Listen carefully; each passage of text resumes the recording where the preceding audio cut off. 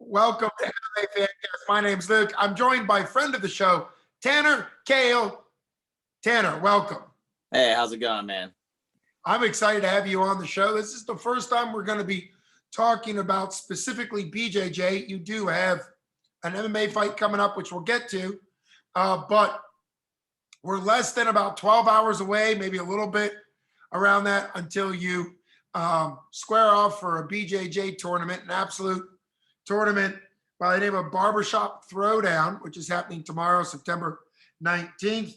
And it's pretty exciting. It's an 8-man tournament. So why don't you talk about that and what led you to get matched up and kind of your thoughts going in to your match tomorrow?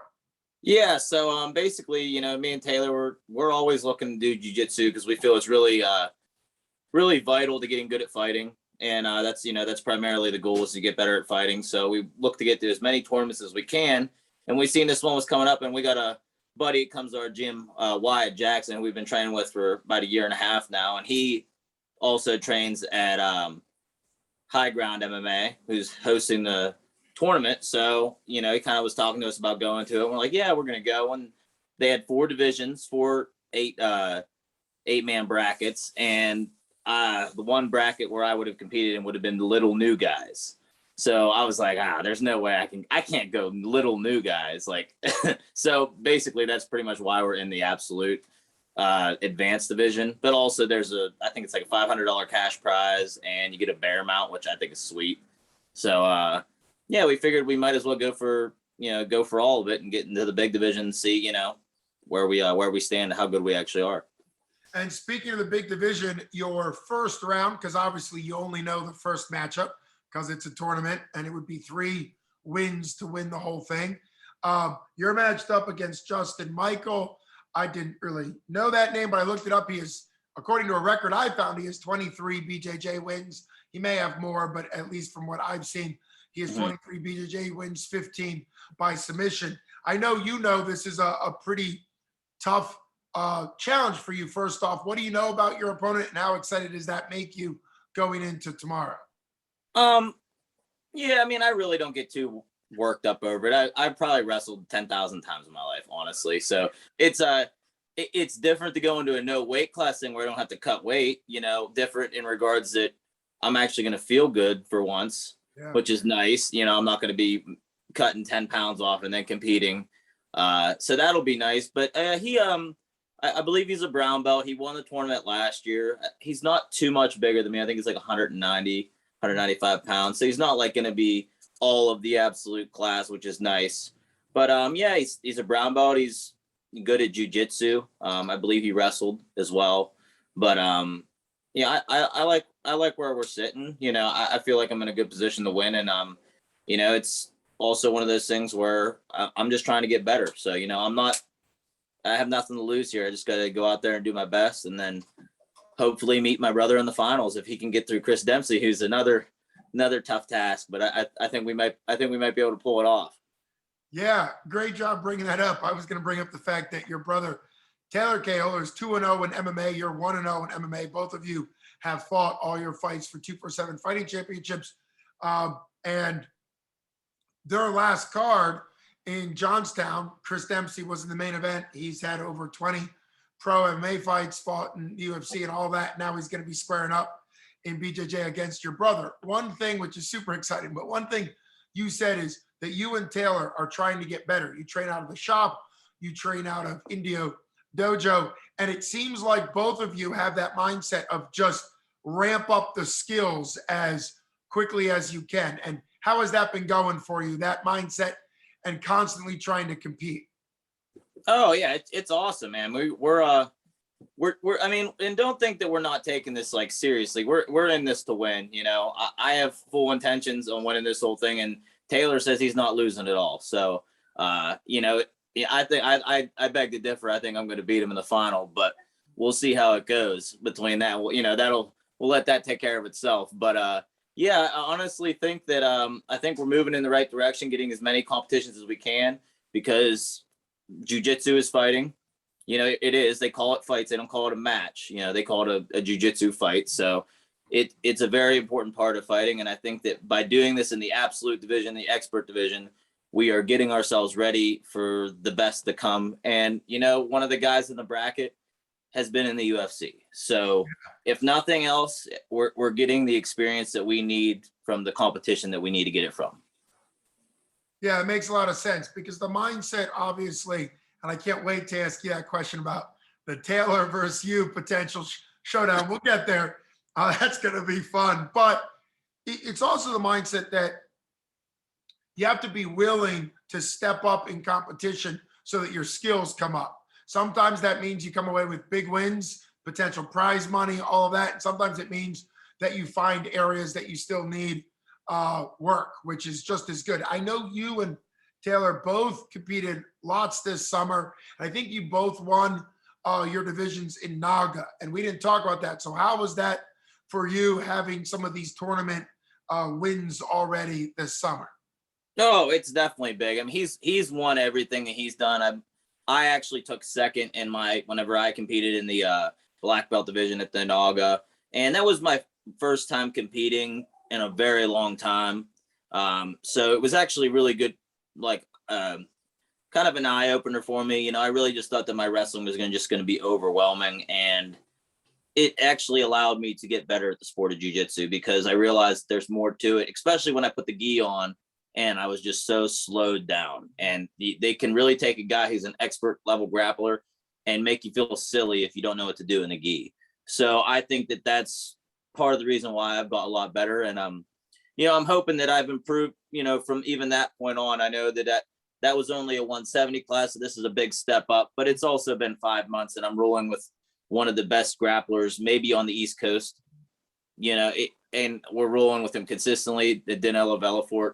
And we're also on our leisure time, we're going home and we're working out at our own gym with Nathan Witt, who's he just got his first stripe on his black belt from Len Sonia at Dojo One. So, you know, we're doing jiu-jitsu 5-6 days a week and we're constantly training.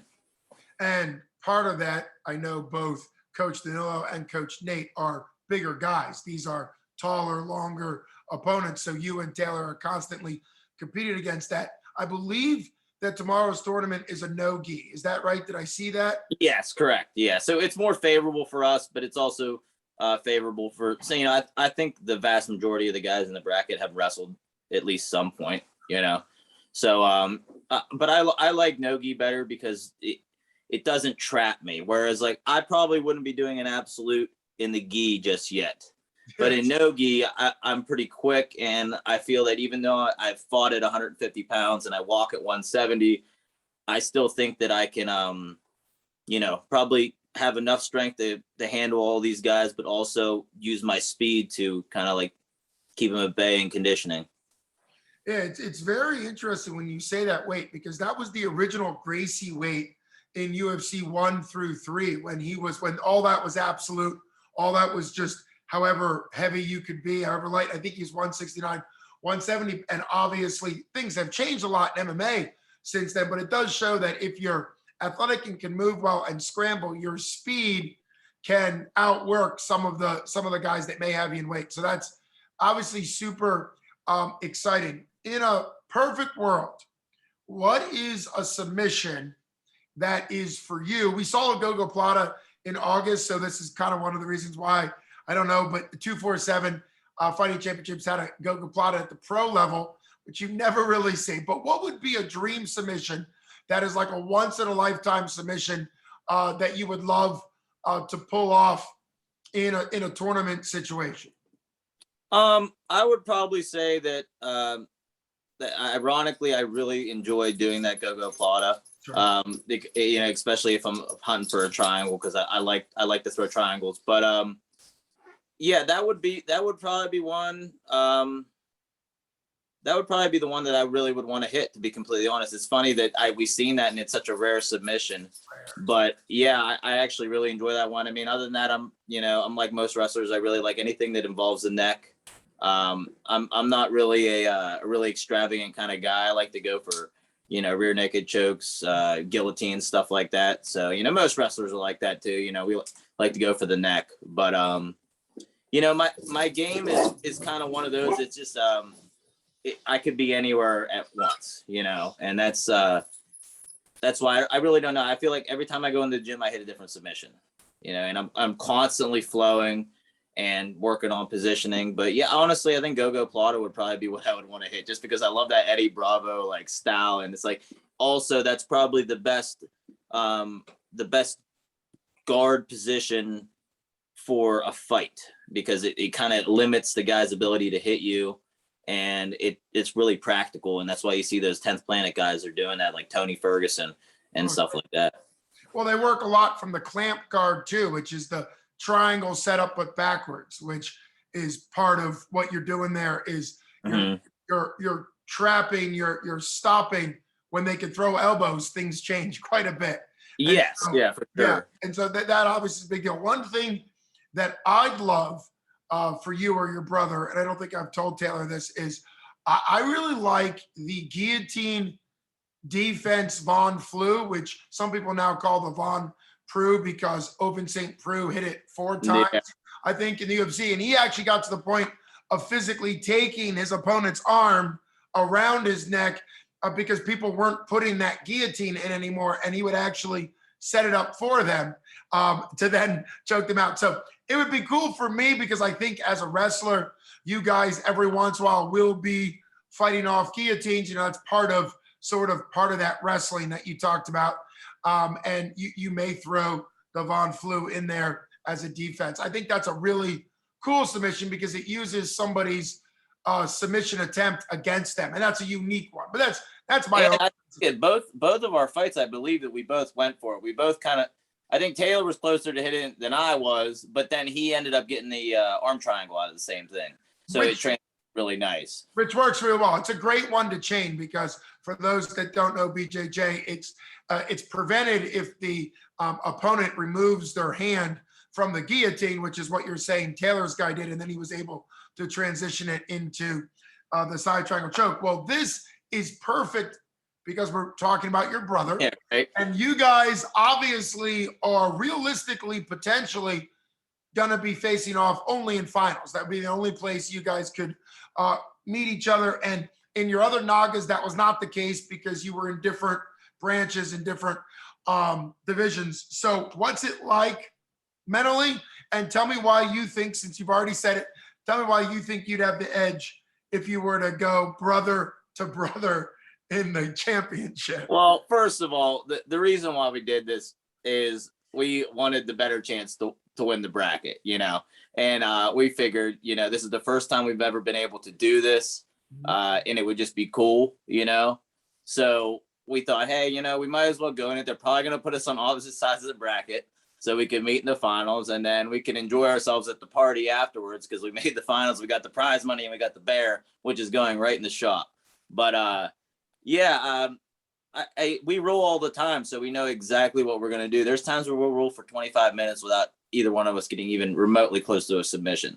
So I think what you're going to see is a very, very high pace, a lot of transition. I mean, it's going to be if we both get to the finals, which we both plan on doing, it's going to be a very clinic-like match, I believe. I think that you're going to see a lot of different positions, a lot of flurries, and incredible pace, because we're drill partners. So in order to make each other better, we have to push each other. And the days that I feel bad, he's pushing me. The days he feels bad, I'm pushing him. And there's no breaks. And that's why I think our grappling is going to give, you know, we're going against really good guys this weekend. I'm not trying to take anything away from these guys. There's very high caliber guys in our bracket that very well could beat us. But our pace is going to be what's going to be hard to match, because we just don't stop doing jiu-jitsu. This is not a part-time thing that we do. This is a full-time thing.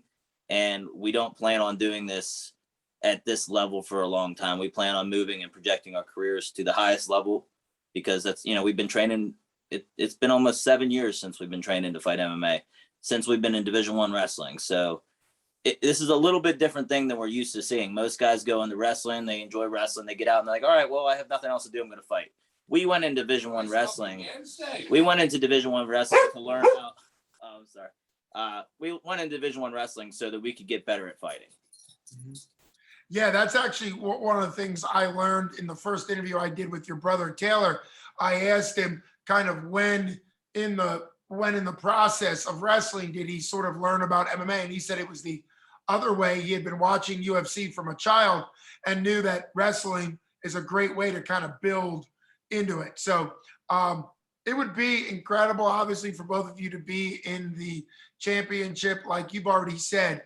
Being drill partners, we see that happen every once in a while at the UFC level where former partners fight and stuff. And it does produce a different style because Like both, Ferguson and Kevin Lee, if you remember yep, that. yep, absolutely. And Gilbert Burns just fought Usman.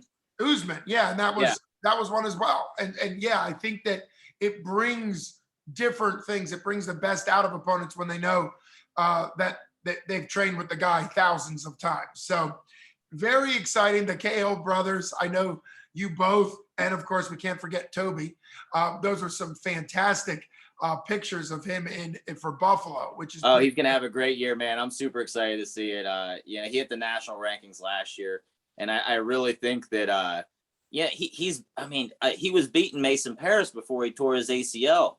He took him down. He was beating him, I think 4-2 in the second period 2 years ago at Clarion, and he's just been banged up. And he's been good enough to beat top 10 level guys, but he just hasn't really had it put it all together. And I think this year he's gonna put it all together, and he's gonna get that All-American status. Wow, that would be fantastic. And keep a bug in his ear because I'd love to have him back on the show to talk about his wrestling career. But when you think about tomorrow, what is something you want to see from yourself tomorrow? Obviously, it's this crazy tournament. It could end up you, brother versus brother. It's against a good guy who was the champ last year, which I know is important. Your first match is against the guy who won it last year. So you get past him, that gives you sort of already a boost as far as your performance goes. But what would you like to see out of yourself, regardless of kind of the unpredictable nature of what can happen tomorrow? Yeah, I just for me personally, it's just to kind of get that fire back. Like I know I've lit it, and that fight was awesome. It was one of the best experiences of my life. Didn't go exactly the way I wanted it to go, but it was awesome getting a unanimous decision. But I want to light that fire because I can remember like very distinctly as like an 8th grader going and beating a really good guy by the name of Corey Thomas from Bedford at a summer heat tournament. And he was just going into his senior year, and I was in 8th grade, and he was placed 4th in the state, and I upset him and beat him. And I just remember thinking, like, before I went in there, I'm like, man, I was in a different level, a level that I wasn't quite at yet. And I managed to beat a guy who was there. And it really made me realize how good I was at wrestling. Like, I'm like, wow, I'm actually really good. And it helped project my career. And I think that this could potentially be one of those days because I'm going against a returning champion who's going to be bigger.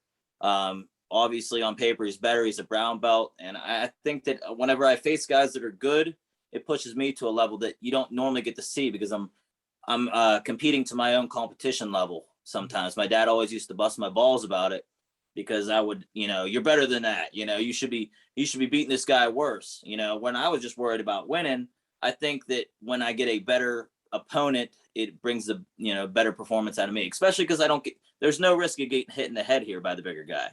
This is going to be fun. This is my wheelhouse. So I like it.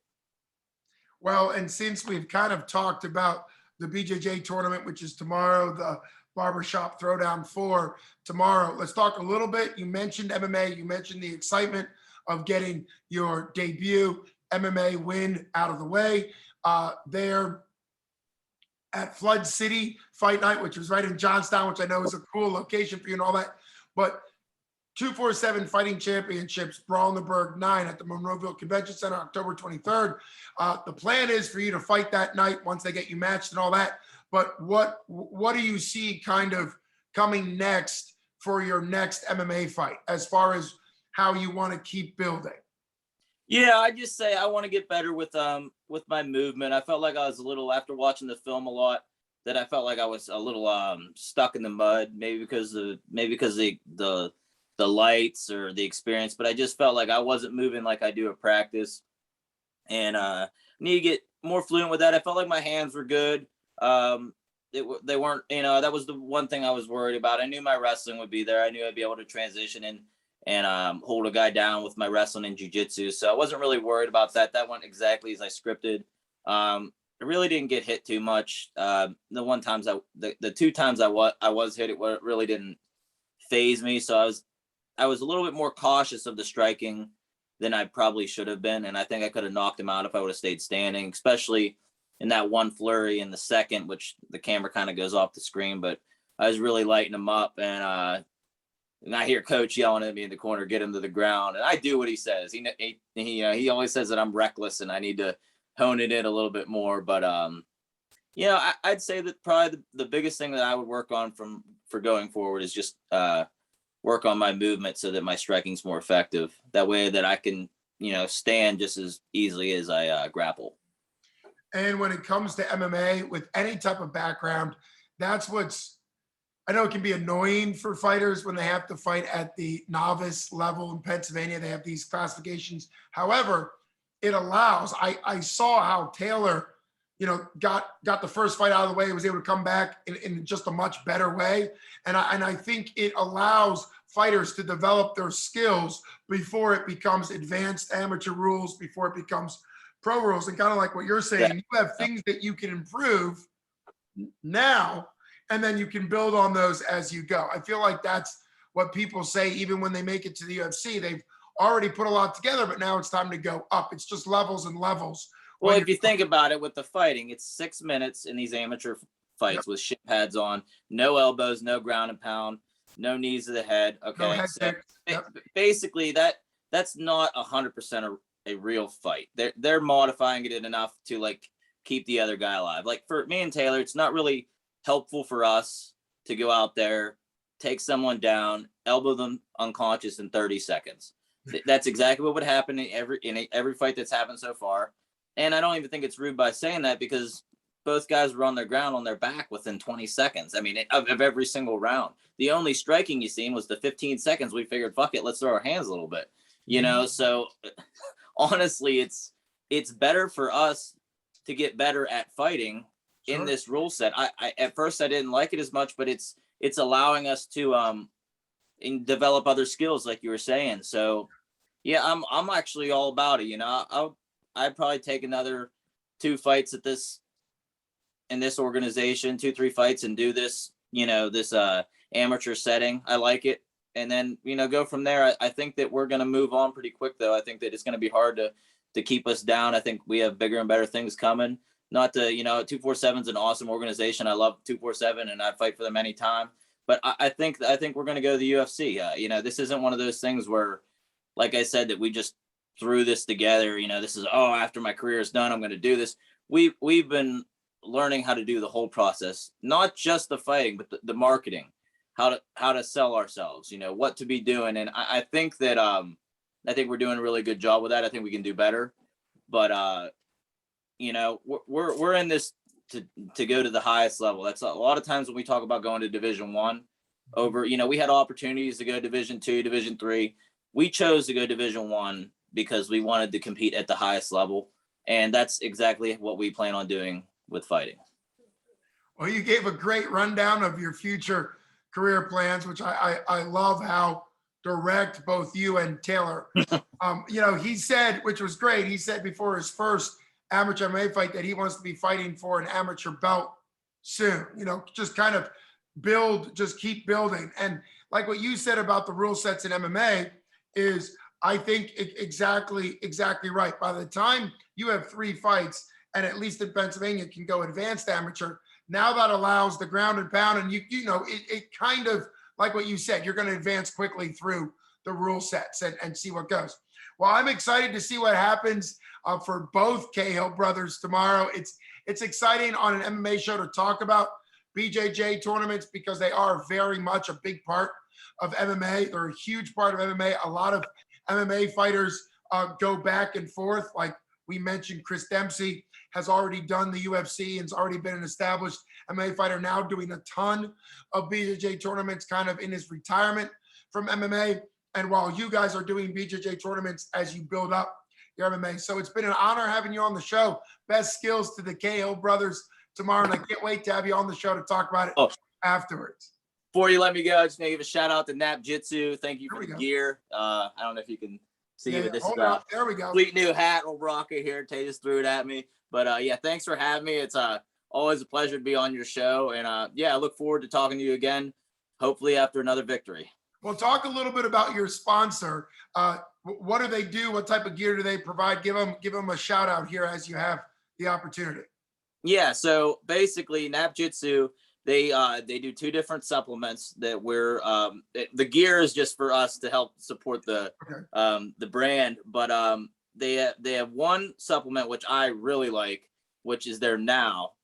And basically it's a time capsule of caffeine that it's time released after 10 minutes. You do your meditation, you calm yourself down, and then it hits you with 150 milligrams of caffeine and a bunch of other things. I mean, I'm kind of like just a Neanderthal, so I don't know all the stuff that goes into it, but I feel like $1 million after I do it. And I'm always one of those guys that's super skeptical, but it really works for me well.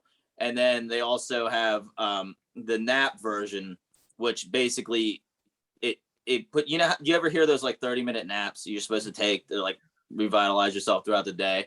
Well, this basically forces you to take that nap and then gives you a time capsule of caffeine that wakes you back up after your nap so that you're ready to go again. Now, it's a really cool idea, and I've been utilizing the hell out of it, honestly.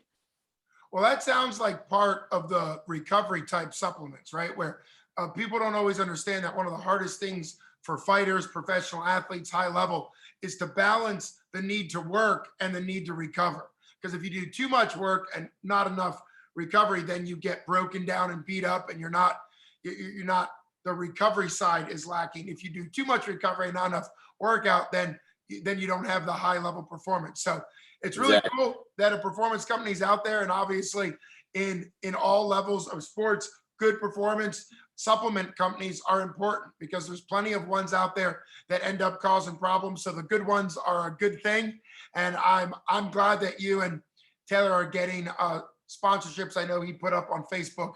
That's one of the things you guys are looking to build on. So we always want to give opportunities to talk about the sponsorships. I look forward to having you back on the show, you and your brother both, sometime in the future. And great skills to you guys tomorrow. Awesome. Thanks, man. I appreciate you having us. You got it. All right. Bye-bye. Bye.